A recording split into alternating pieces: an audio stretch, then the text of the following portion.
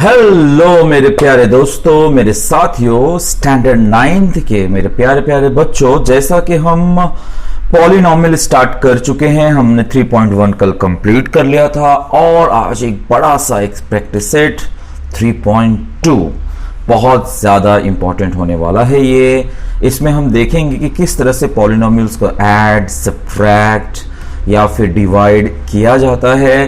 तो 3.2 बच्चों एक बहुत ही बड़ा और बहुत ही इंपॉर्टेंट प्रैक्टिस सेट है पॉलिनॉमियल्स में। बिना कुछ समय गंवाए आइए शुरू करते हैं।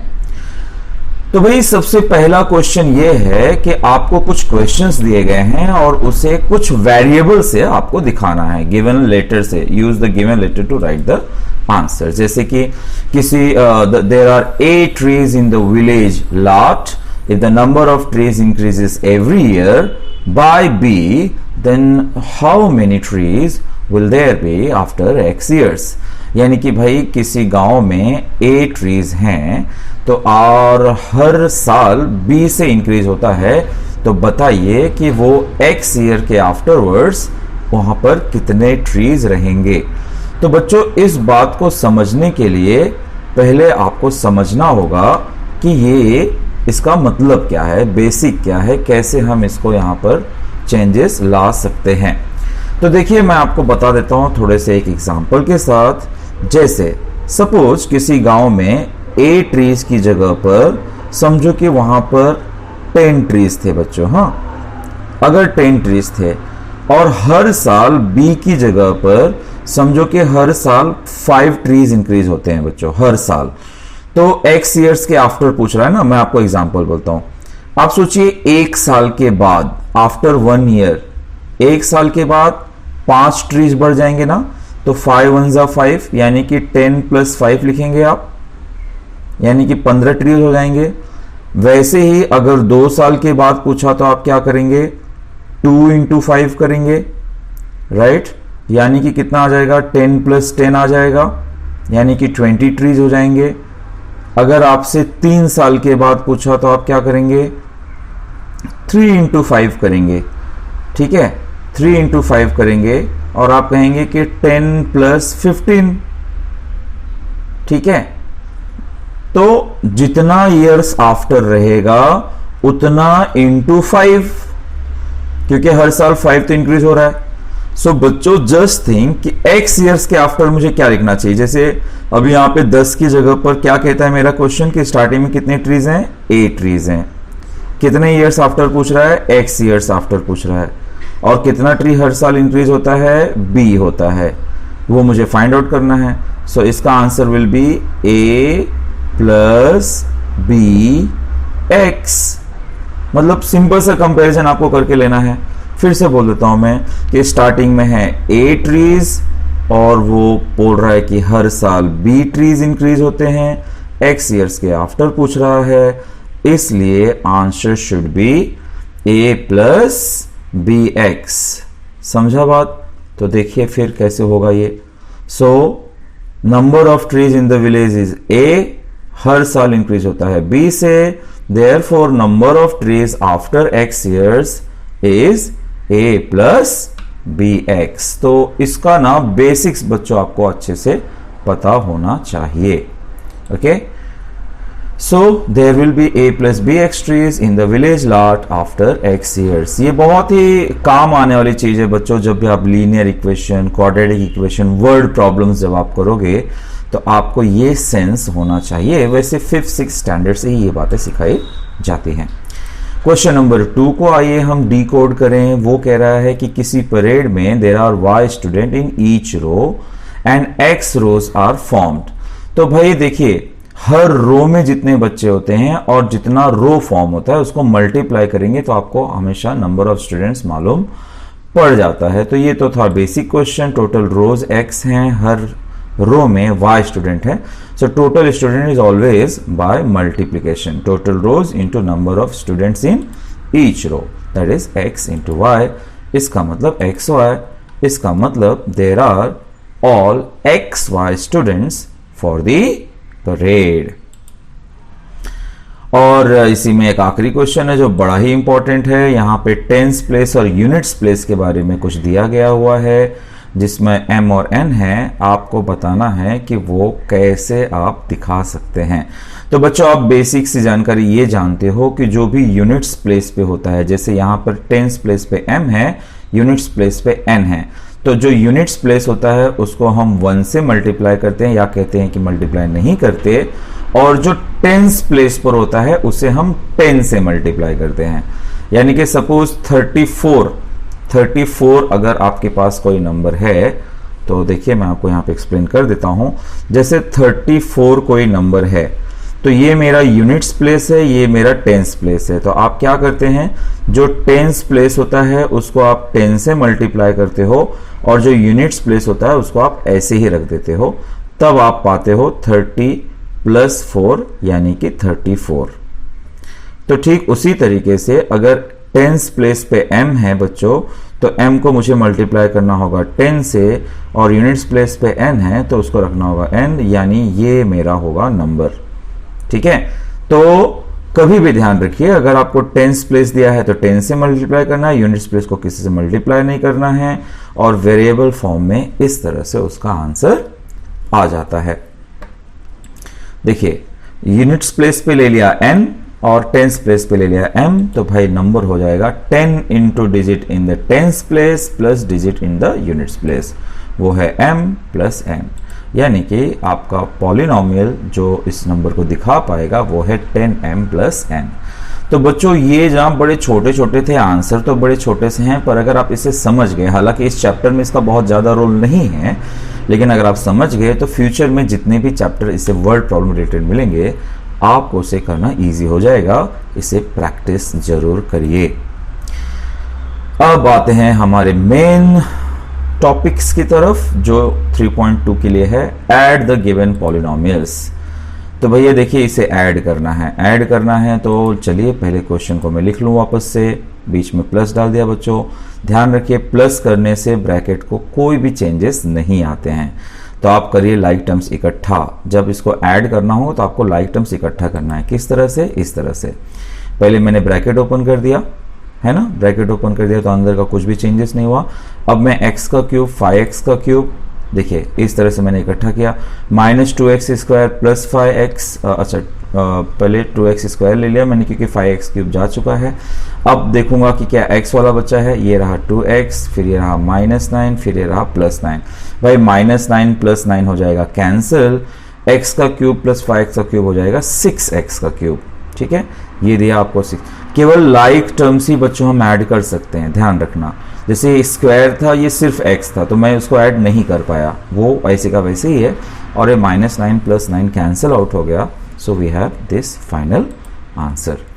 नेक्स्ट, चलिए जल्दी से इसको ले लेते हैं क्वेश्चन। प्लस करेंगे तो ब्रैकेट ओपन होने से कुछ फर्क नहीं पड़ेगा। फिर करिए लाइक टर्म्स इकट्ठा, जैसे कि ये, जैसे कि 4 और 4 वाला, 3 और 3 वाला, स्क्वायर और बस स्क्वायर ही है, फिर m ले लिया, फिर मैंने √2 -6 ले लिया, है ना, डिक्रीजिंग ऑर्डर में बच्चों। फिर -7 + 5 हो जाएगा -2, 5 - 3 हो गया 2m², भाई बाद में m² नहीं है तो वो वैसे ही आएगा। बाकी के टर्म देखिए कुछ ऐड सब्ट्रैक्ट नहीं हो सकते, तो वो उसी तरह से आ गए। तो आपको ध्यान रखना है कि ऐड करते वक्त या सब्ट्रैक्ट करते वक्त उनका लाइक टर्म होना बहुत ज्यादा जरूरी है। फिर इसी में है थर्ड क्वेश्चन, जिसमें 3 टर्म्स हैं। कोई बात नहीं, तीनों ब्रैकेट में लिखिए, ब्रैकेट ओपन करिए। अब लाइक टर्म्स इकट्ठा करिए, स्क्वायर वाले, y वाले, फिर नंबर्स वाले, कुछ इस तरीके से। भाई 2 + 3 हो जाएगा 5y², ये हो जाएगा 7 × 3 = 10 -4 6y, ये है 9 + 5 14 -3 यानी कि 11। तो देखिए लाइक टर्म्स, आपको बस लाइक टर्म्स इकट्ठा करना अगर आ रहा है तो एडिशन कुछ भी डिफिकल्ट नहीं है। सिर्फ इतना ध्यान रखना कि ऐड करने के लिए टर्म का लाइक होना बहुत जरूरी है, यानी कि डिग्री, यानी कि उनका पावर सेम होना बहुत जरूरी है। उसके बाद हम देखेंगे सब्ट्रैक्ट। सब्ट्रैक्ट कुछ ज़्यादा अलग नहीं है, जैसे सब्ट्रैक्ट में सिर्फ एक फ़र्क ये है बच्चों कि जैसे हम दो ब्रैकेट के बीच में माइनस डाल रहे थे, जब हम पहले प्लस डाल रहे थे तो यहाँ के साइन चेंजेस नहीं हो रहे थे, लेकिन माइनस की वजह से बच्चों अंदर के सारे साइन चेंज हो जाएंगे। मतलब ये प्लस हो जाएगा, ये माइनस हो जाएगा और ये माइनस हो जाएगा। देखिए कुछ इस तरह से plus 19x minus √3 minus 7x square. कर लीजिए लाइक टर्म्स को इकट्ठा, ये देखिए स्क्वायर वाला, ये x वाला, ये बाकी के नंबर। तो यहाँ पे √3 माइनस √3 हो रहा है कैंसिल, 19 माइनस 9 हो जाएगा 10, 1 माइनस 7 हो जाएगा -6। तो देखिए -6x स्क्वायर, ये हो गया 10x और ये हो गया कैंसिल। यानी कि सब्ट्रैक्शन में होना क्या है, आपको ध्यान देना है कि सब्ट्रैक्ट जब करते हो आप तो अंदर के साइन चेंजेस हो जाते हैं, बाकी एज इट इज रहेगा। सेकेंड देखिए, पहले मैं लिख देता हूं क्वेश्चन, ब्रैकेट ओपन कर देता हूं, अंदर के साइन कर देता हूं चेंज। देखिए सब हो गया, प्लस का माइनस, माइनस का प्लस। अब इकट्ठा करिए, ए बी स्क्वायर ये रहा, ए स्क्वायर भी ये रहा और ए भी ये रहा। तो भाई सबके अपने लाइक टर्म्स मौजूद हैं। 8 to 10, 3 minus 2 is 1 और -4 -3 हुआ -7। तो भाई सब्ट्रैक्शन भी बहुत ज्यादा डिफिकल्ट नहीं था, सिर्फ माइनस की वजह से अंदर के साइन चेंज हो रहे हैं, इस बात का आपको ध्यान रखना है। ठीक है बच्चों, आई होप आपको ये समझ में आ गया होगा। ठीक है, ओके। और मुझे ये समझ में आएगा कि आपको समझ में आया है सिर्फ अगर आप लाइक करेंगे, तभी आप मुझे समझ पाऊंगा कि आप समझ पा रहे हैं। चलिए मल्टीप्लाई सीख लेते हैं भाई। मल्टीप्लाई करना भी काफी इजी होता है। क्या करना होता है बच्चों, आपको एक एक करके मल्टीप्लाई करना होता है। जैसे 2x into x square, 2x into 2x, 2x into 1, एक एक करके हम उसको मल्टीप्लाई करते हैं। देखिए अब मल्टीप्लाई करते वक्त बच्चों, आपने पहले भी सीखा है, अभी फिर से मैं सिखा देता हूं। मल्टीप्लाई करते वक्त क्या होता है ना बच्चों, की पावर को ऐड करना होता है। जैसे यहाँ पे x का पावर कुछ नहीं है तो 1 है, यहाँ पर 2 है तो 2 + 1 हो जाएगा 3, यहाँ पे 1 और 1 2, तो ये हो जाएगा 2x मतलब x का स्क्वायर हो जाएगा और हो जाएगा 2x इंटू 1। चलिए पहले मैं आपको इसके साथ इसका डिस्कशन कर देता हूँ, उसके बाद इसका स्लाइड दिखा देता हूँ मैं। देखिए ऐसा है कि जैसे कि ये हो गया 2 और x का पावर बच्चों ना, ये देखिए 2 और 1, ये हो जाएगा 3।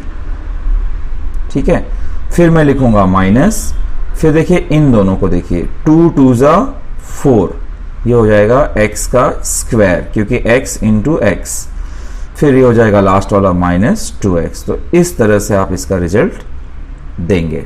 ठीक है, होप आपको समझ में आ गया होगा। आपके लिए छोटी सी कोशिश है कि जो मैंने आपको बिना स्लाइड्स के भी समझा दिया है। अच्छा, तो ये हो गया 2x का क्यूब -4x स्क्वायर -2x और आपका आंसर खत्म। ठीक है, मल्टीप्लाई एक एक करके, जैसे और एक देख लेते हैं बच्चों।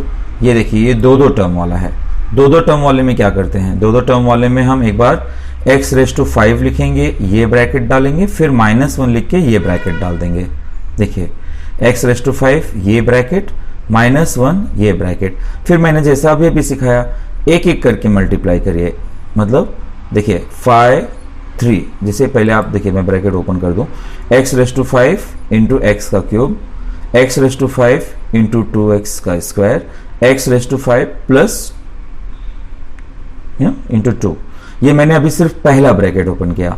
दूसरा ब्रैकेट ओपन करूंगा बच्चों तो मैं -1 से मल्टीप्लाई करूंगा। जैसे ये देखिए -1 इंटू एक्स का क्यूब प्लस -1 इंटू 2x का स्क्वायर प्लस -1 इंटू 2। तो ये मैंने सेकेंड ब्रैकेट ओपन किया, ये पहला ब्रैकेट किया। बस बाद में पावर एडिंग का खेल खेलना है आपको। 5 + 3 8 हो जाएगा, 5 + 2 7 हो जाएगा और ये 2x⁵ ही रहेगा। ठीक है, अब दूसरे ब्रैकेट में क्या हो जाएगा, -x का क्यूब -2x स्क्वायर और -2 हो जाएगा, वो मैंने डाल दिया वैसे का वैसे। अब बस लाइक टर्म्स अगर हैं तो इकट्ठा करिए, नहीं है तो बस ये आपका फाइनल आंसर हो जाएगा। जहां तक दिख रहा है ये 8 7 5 3 2 1, एक भी लाइक टर्म्स नहीं है तो आ गया आपका सोल्यूशन। तो देखिए जब 2 डिजिट्स आप मल्टीप्लाई करते हैं तो आपको क्या ध्यान देना है, पहले आप पहले वाले वेरिएबल से मल्टीप्लाई कर देंगे ब्रैकेट को, बाद में आप सेकेंड वाले नंबर से मल्टीप्लाई कर देंगे ब्रैकेट्स को। तो इस तरह से आपका हो गया सेकेंड मल्टीप्लिकेशन, आपका फाइनल आंसर है ये। आफ्टर दैट वैसा ही सम वापस से आ गया है। चलिए, मतलब पहले 2y से मल्टीप्लाई करना है, फिर मुझे +1 से मल्टीप्लाई करना है। मल्टीप्लाई करते वक्त पावर को ऐड करना है, इस बात का हमें ध्यान रखना है। तो कर देते हैं 2y इंटू वाई का स्क्वायर, 2y इंटू वाई का क्यूब, 2y इंटू 3y, फिर 1 से मल्टीप्लाई किया तो 1 into Y square, 1 into 2y का क्यूब और 1 इंटू 3y। तो और प्लस वगैरह देखिए प्लस है ना, तो मैं प्लस से मल्टीप्लाई करते चले जा रहा हूँ, तो अंदर के कोई साइन चेंजेस नहीं होते हैं। अब भैया जब मल्टीप्लाई करोगे तो पावर को ऐड अप करना है। जैसे इसमें पावर 3 आ जाना चाहिए, इसमें पावर 4 आ जाना चाहिए, इसमें पावर स्क्वायर आना चाहिए। ये अकेले ही है, ये भी अकेले है, ये भी अकेले है, उनको कुछ फर्क नहीं पड़ेगा।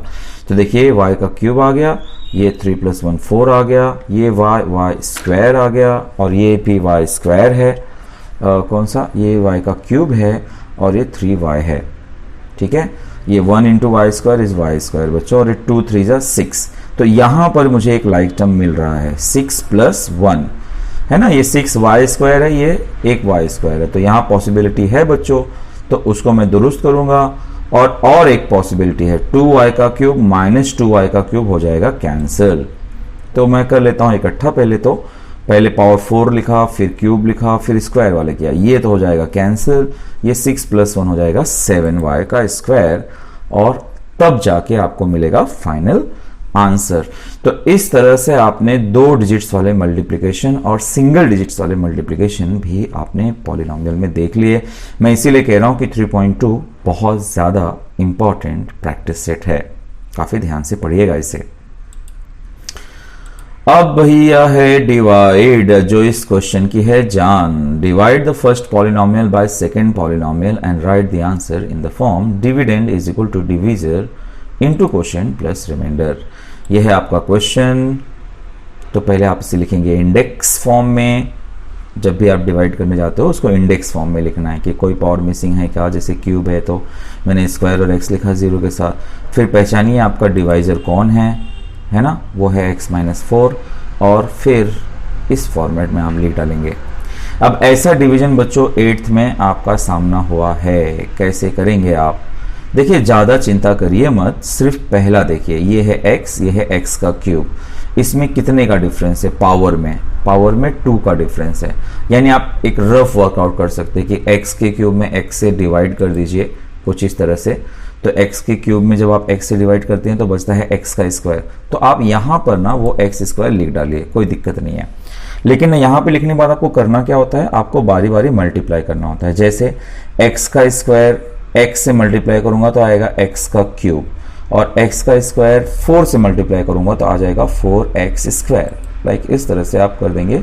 देखिए मैंने वहाँ पे वर्कआउट वो भी कर दिया है। x का स्क्वायर जो है उसको आप x-4 से मल्टीप्लाई करेंगे तो ये आ जाएगा x का क्यूब माइनस 4x का स्क्वायर। बस उसे यहाँ पर आप लिख दीजिए, और डिवीजन में हम क्या करते हैं, उसको सब्ट्रैक्ट करते हैं ना। तो x का क्यूब माइनस x का क्यूब हो जाएगा कैंसिल, और ये हो गया आपका माइनस वाला प्लस, जब माइनस करते तो चेंज हो गया ना, तो ये आ जाएगा plus 4x square plus 0x।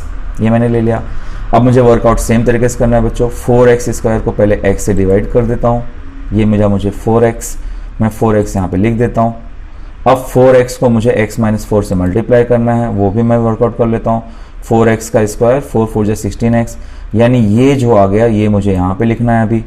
ठीक है, इस तरह से आप थोड़ा रफ वर्क करके रखते हो तो आपको इजी पड़ जाता है बच्चों। ये कैंसिल हो जाएगा, ये आ जाएगा आपके पास प्लस 16x माइनस 64। अब 16x को करिए डिवाइड x से, x हो जाएगा कैंसिल, मिल जाएगा 16 यहाँ पे लिख देते हैं। अब 16 इंटू x-4 कर लेते हैं, यह आ जाएगा 16x, 16 4 जा 64, यानी यहाँ पर मैं लिखूंगा 16x माइनस 64। अब ये फिर मुझे माइनस करना है, ये हो जाएगा कैंसिल, माइनस 64 प्लस 64 आपको दे देगा 0। तो जैसे 0 आ गया बच्चों, आपका डिवीजन हो गया खत्म, और ये है आपका कोशेंट। तो भाई इन चीज़ों को पहचानिए। सबसे पहले आप पहचानिए कि क्या है डिविडेंड यानी ये अंदर वाला पार्ट, फिर डिविजर यानी कि ये बाहर वाला पार्ट, फिर कोशेंट यानी कि ये ऊपर वाला पार्ट, और रिमाइंडर यानी कि ये वाला पार्ट। भाई सारी चीज़ें मालूम पड़ गई, फॉर्मूला गिवन है, लिख डालिए फॉर्मूला और सारे वैल्यूज़ पुट अप कर दीजिए। ठीक है। तो डिविडेंड क्या था हमारा, x का cube minus 64 is equal to divisor x minus 4 quotient this one plus remainder this one. तो इस तरह से ये डिवीजन था, काफी इंपॉर्टेंट है। हालांकि बच्चों अभी पॉलिनोमियल में जब आप आगे बढ़ेंगे तो इसी डिवीजन को बहुत इजी मेथड से भी सिखाया गया है, उसको सिंथेटिक डिवीजन मेथड कहते हैं, बड़े आसानी से वो हो जाता है। लेकिन ये भी डिवीजन आपको आना चाहिए, अगर क्वेश्चन में आ गया तो 3 मार्क्स तक आपको दे सकता है बच्चों ये क्वेश्चन। चलिए जल्दी से और एक क्वेश्चन देख लेते हैं जो इसी तरीके का ही है। ये मेरा क्वेश्चन है, पहले देखिए क्या इसका इंडेक्स फॉर्म बराबर है 5 4 3 2 1, यानी कि x मिसिंग है, तो मुझे बस वो x जो है 0 के साथ लिख देना है। ये हो गया इसका इंडेक्स फॉर्म। फिर मैंने ये क्वेश्चन लिखा, काम बिल्कुल बच्चों उसी तरीके से करना है। ये 5x⁵ है, ये x का स्क्वायर है पहला टर्म, उसको आप डिवाइड करिए, है ना, 5x⁵x²।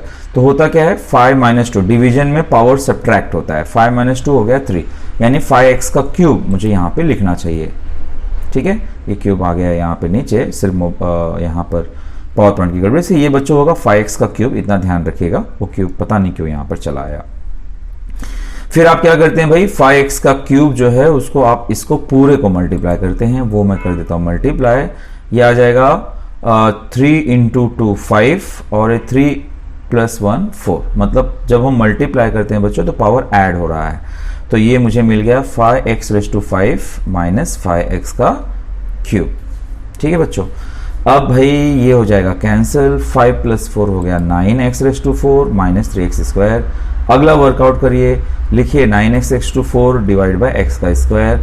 तो भाई पावर सब्ट्रैक्ट हुआ, 4 - 2 हो गया 9x², यानी यहां पर मुझे लिखना चाहिए 9x²। ठीक है, तो ये हो गया 9x²। अब 9x² से इसको आपको फिर से मल्टीप्लाई करना होगा कुछ इस तरीके से, तो ये हो जाएगा 2 2 4 और 9x का क्यूब।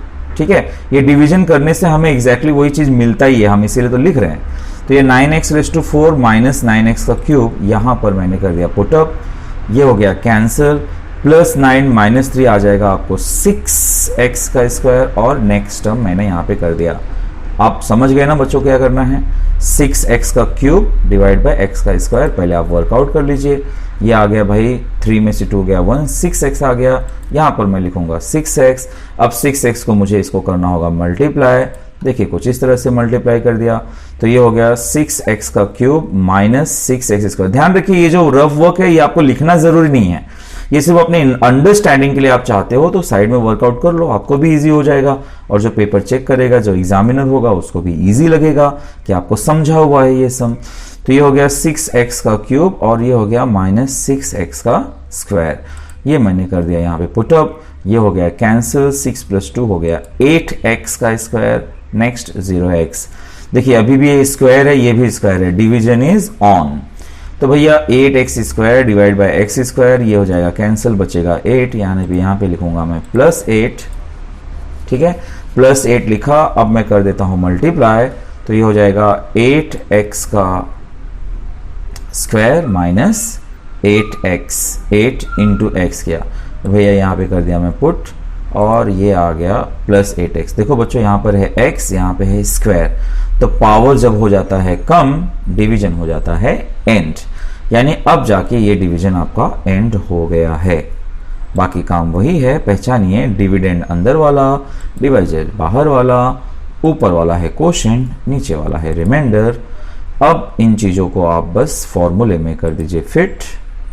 ठीक है, फॉर्मूले में कर दिया फिट, तो पहले मैंने लिखा डिविडेंड, फिर मैं लिखूंगा is equal to divisor into quotient plus remainder. तो ये 8th में एक बच्चों प्रैक्टिस सेट था, समझो उसी का रिवीजन है। नॉर्मली एग्जाम में बच्चों आपको डिवीजन नहीं पूछने वाले, पर ध्यान रखिए है पोर्शन में तो पूछा भी जा सकता है। बी वेरी केयरफुल, कैसे वर्कआउट करते हैं इसका प्रैक्टिस करिए। आप डायरेक्टली कैसे ओवरऑल, जैसे यहाँ पर है 5 5 - 2 3 हुआ, ध्यान रखिएगा सिर्फ यहाँ पर 5x का क्यूब है, वो क्यूब यहाँ पर नीचे आ गया है, वो कुछ बॉक्सेस की वजह से हुआ होगा, मैंने क्यूब लिखा था। ओके, तो इस तरह से ये बड़ा सा क्वेश्चन हो गया डिवीजन। बच्चों आपके लिए काफी अच्छी मेहनत की थी मैंने यहाँ पर, अगर आपको सच में पसंद आ गया तो क्यों ना इसे लाइक कर दो। मैं आपके लाइक के लिए तो ये वीडियो डालता हूँ, लाइक कर दीजिए, सब्सक्राइब कर दीजिए, दूसरों को बताइए, ढेर सारे लोगों को ये चैनल पहुंचाइए, ताकि बच्चों बहुत सारे बच्चे ऐसे हैं जो इस साल फीस वगैरह नहीं पे कर सकते हैं, उनका भी फायदा हो सके। और ये क्वेश्चन वैसे तो आपके कोरोना टाइम पर ये ओमिट हो चुका है, वो कह रहे हैं कि नहीं आएगा, लेकिन मुझे बड़ा अच्छा क्वेश्चन लगा तो मैंने यहाँ पे इसे इंक्लूड कर लिया है। भाई एक रेक्टेंगुलर फॉर्म है, जैसे आप स्क्रीन पर देख रहे हैं, आपका स्क्रीन एक रेक्टेंगल है, रेक्टेंगुलर फॉर्म है जिसका लेंथ और ब्रेड्थ इज गिवन बच्चों। अच्छा, लेंथ और ब्रेड्थ गिवन है और उसी फॉर्म में एक स्क्वायर शेप्ड प्लॉट है, ठीक है, जिसमें वो एक घर बनाने वाला है। अगर side of the plot is A square minus B square, तो बताइए कि what is the area of the remaining part of the form. तो भैया बच्चों ऐसा है कि इस बात को हम थोड़ा सा समझ लेते हैं। एक फॉर्म है जो रेक्टेंगुलर है, ठीक है, इस तरह से एक रेक्टेंगुलर फॉर्म है जिसका आपको लेंथ दिया हुआ है 2a, मतलब ये आपको लेंथ दिया हुआ है, ये आपको ब्रेड्थ दिया हुआ है, जो भी दिया हुआ है, ये लेंथ का वैल्यू है और ये ब्रेड्थ का वैल्यू है। फिर वो कह रहा है कि इसी के अंदर वो एक स्क्वायर शेप्ड का घर बना रहा है जिसका साइड दिया हुआ है बच्चों। तो मुझे रिमेनिंग पार्ट बताना है। तो रिमेनिंग पार्ट कैसे बचाऊंगा बच्चों, आपको क्या लग रहा है इसमें? सिंपल सी बात है ना, area of rectangle minus area of square, है ना, एरिया ऑफ स्क्वायर माइनस कर दूंगा तो मुझे आ जाएगा। अब एरिया ऑफ रेक्टेंगल क्या होता है बच्चों? Length into breadth. अब आपको लेंथ भी पता है, ब्रेड्थ भी पता है, तो उससे आप फॉर्म का एरिया निकाल पाएंगे। और what is the area of square? That is side का स्क्वायर, वो भी मुझे पता है, वो भी निकाल लूंगा मैं। चलिए, length of the form is this, breadth of the form is this, so area of the form will be length into breadth, यानी कि दिस इंटू दिस। ब्रैकेट कर लीजिए ओपन, है ना। कैसे करते हो आप? एक एक करके, 2a square next bracket, 3b square next bracket. Multiply करते हो तो पावर एड अप हो जाता है बच्चों, लेकिन वेरिएबल सेम रहा तो, हाँ। तो 2a रेज़ टू 4 और ये तो आएगा 2a स्क्वायर b स्क्वायर, ये भी a स्क्वायर b स्क्वायर और ये हो जाएगा 3b रेज़ टू 4। ध्यान रखिए पावर ऐड करने के लिए वेरिएबल सेम होना जरूरी है। तो ये यहाँ पर आना चाहिए, मुझे लिखना चाहिए था 2a रेज़ टू 4, ठीक है, वो मिस्टेक मुझसे। 2a रेज़ टू 4 रहेगा बच्चों और 3b रेज़ टू 4 रहेगा। देखिए नेक्स्ट टर्म में हो गया है सही। ये 2a रेज़ टू 4 है, ये 2 + 3 हो गया 5, ये हो गया 3b रेज़ टू 4। ध्यान रखिएगा ये a रेज़ टू 4 आ जाएगा। तो ये बच्चों आ गया मुझे एरिया ऑफ द फॉर्म, जो रेक्टेंगुलर फॉर्म था वो आ गया। अभी मुझे क्या निकालना है? वो जो स्क्वायर शेप्ड प्लॉट जो बना के रखा है ना, जिसमें वो घर बनाने वाला है, तो उसका मैं एरिया निकाल लेता हूँ, है ना। उसका तो साइड इस तरह से दिया हुआ है, साइड का स्क्वायर ये। अब मैं बच्चों इसमें a माइनस बी का होल स्क्वायर फॉर्मूला लगा दूंगा। तो पहले a का स्क्वायर, है ना, मैं आपको थोड़ा सा वर्कआउट कर देता हूँ पहले इसमें, बड़ा ही इंपॉर्टेंट क्वेश्चन है। देखिए इसको मैं पहले शॉर्ट आउट कर रहा हूँ बच्चों। तो फॉर्मूला क्या कहता है? a का स्क्वायर मतलब a स्क्वायर का स्क्वायर माइनस 2ab, यानी कि 2 इंटू a का स्क्वायर b का स्क्वायर प्लस b स्क्वायर, यानी कि b स्क्वायर का स्क्वायर। इस तरह से होगा बच्चों। तो ये हो जाएगा a रेज़ टू 4, ये हो जाएगा minus 2a square b square और ये हो जाएगा b रेज़ टू 4, ठीक है बच्चों। तो इस तरह से इसको एरिया ऑफ द स्क्वायर आ जाएगा। ओके, चलिए अभी मैं देखता हूं कि क्या हमने ऐसे ही किया है। बिल्कुल ऐसे ही किया होगा, ये कर दिया। देखिए मैंने इस तरह से, देखिए a raise to 4 minus 2a square b square plus b raise to 4। उसके बाद अब रिमेनिंग फॉर्म का कैसे निकलेगा एरिया बच्चों? Area of the form minus area of the plot. तो एरिया ऑफ द फॉर्म हम पहले निकाल चुके थे, अब हमें करना है सब्ट्रैक्ट। ध्यान रखिए जब माइनस है तो माइनस की वजह से अंदर के साइन हो जाएंगे चेंज। तो अंदर के साइन जब चेंज हो जाएंगे बच्चों तो भी कर देते हैं वो भी। ये हो गया अंदर के साइन चेंज, प्लस हो गया सब कुछ। लाइक टर्म्स को कर लीजिए इकट्ठा पावर वाइज। देखिए पहले a रेज़ टू 4 वाले को इकट्ठा किया, फिर a स्क्वायर b स्क्वायर वाले को इकट्ठा किया है, बाद में 3b raise to 4 minus b raise to 4 कर दीजिए लाइक टर्म्स को सब्ट्रैक्ट, ये हो गया आपका area of the remaining form. तो लास्ट में लिख देंगे answer, therefore the area of the remaining form is a⁴ plus 7a² b² plus 2b⁴। तो इस तरह से बच्चों ये जंबो प्रैक्टिस सेट भी हो गया ओवर। आई होप आपको पसंद आया होगा। आपका प्यार कमेंट बॉक्स में जरूर बांटिएगा, बहुत अच्छा लगेगा। मैं हर एक कमेंट को जरूर लाइक कर देता हूं, आप भी इस वीडियो को जरूर लाइक करिएगा। आपने यहां तक देखा, पढ़ा, समझा, चैनल को सब्सक्राइब किया है, लाइक किया है, इसके लिए आपका बहुत बहुत शुक्रिया। Thank you so very much. Bye bye.